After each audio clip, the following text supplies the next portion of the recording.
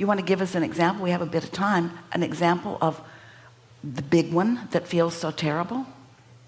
Sure. Say I'm at work and the boss comes in and I'm doing a great job and she doesn't care because she's kind of down here on the scale. She doesn't care. Who cares if she cares or not? Isn't your relationship with your good job between you and you? How could she possibly know? She doesn't know who you are. She doesn't know why you were born. She doesn't even know why you chose this job. She doesn't even know who she is. So why could it possibly matter to you if she doesn't care if you're doing a good job? Are you doing it for her accolades? Not at all. Oh, really? We're teasing you not. You said, I'm doing a great job, I'm feeling really great, and then when she comes in, she doesn't even care that I'm doing a great job. I'm taking it hard. You must care what she thinks. Our question to you is, why? Is she wearing a sign that says, I'm your inner being, you should care what I think? Why do you care? She got power over you? This is the boss. She's the boss. She's got power over you, but if she doesn't care, do you think you're really in trouble? She doesn't care? Well, she cares. Oh, so she cares. So tell us the story again then. I don't realize how I said it. You said, I'm at work and I'm doing a really good job, and the boss comes in and she doesn't notice that I'm doing a good job because she doesn't care. Well, she wants to criticize. That's what I'm saying. She likes to criticize people. So it triggers my own critical thoughts, or it reminds me of my own critical thoughts. And then I get caught in it and I go, oh no, all the years of thinking that way come in that second. So when that happens, see, like right now it's not happening. We're just talking about it happening. So it's not as acute right now, is it?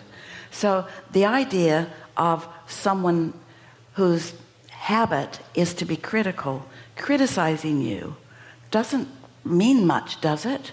That's just how she is. You see, you're giving us this perfect opportunity to say what we say over and over again.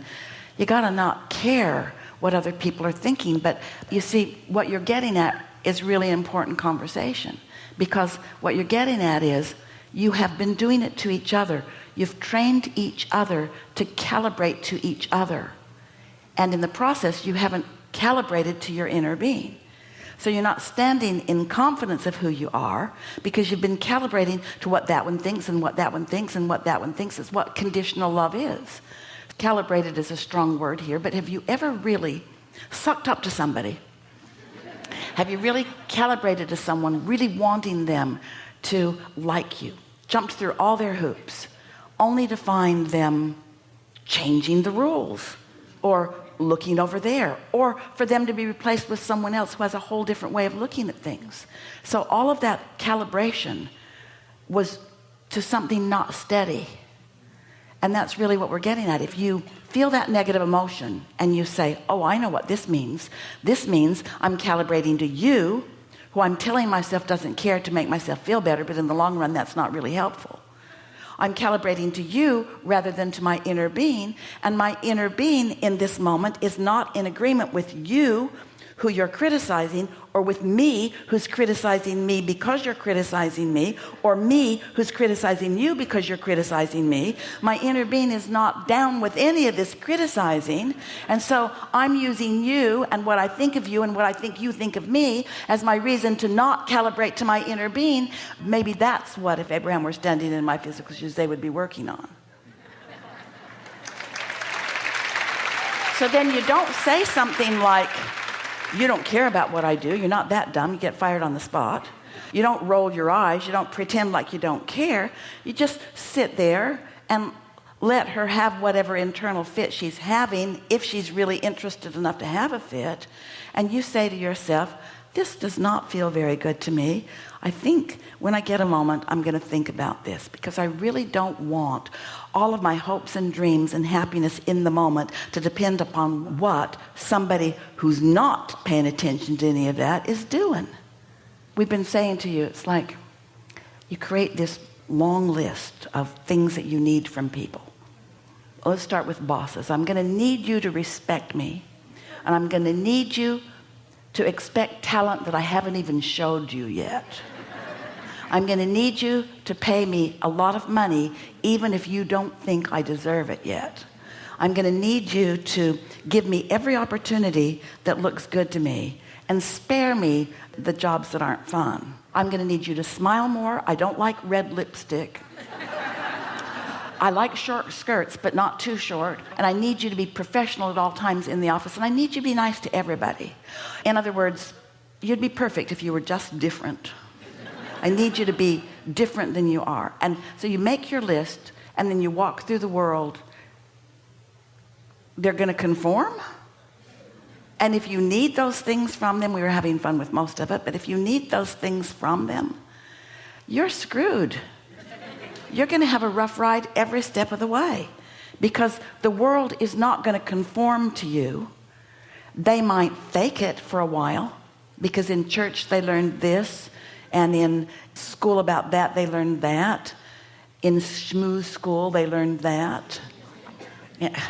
But nobody knows what they're doing when they're trying to calibrate to each other. And then you just end up a group of people that are confused about what's the right way to live.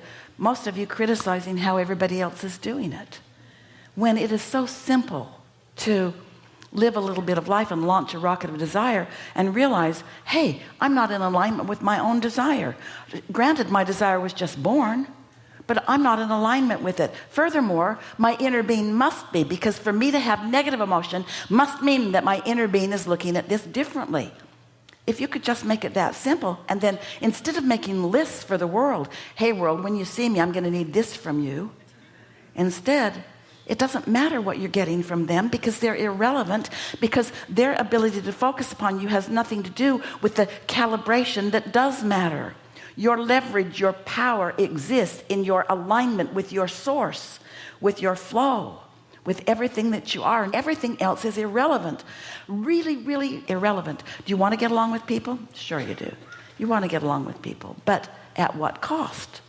At the cost of thinking that they're right when they're not calibrated to their inner being, and so they're seeing flaws in you or in others instead of love.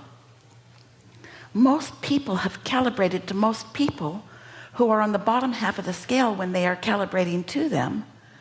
And then you wonder why you're not feeling good in your own shoes. We call it, in simple terms, looking for love in all the wrong places, you see.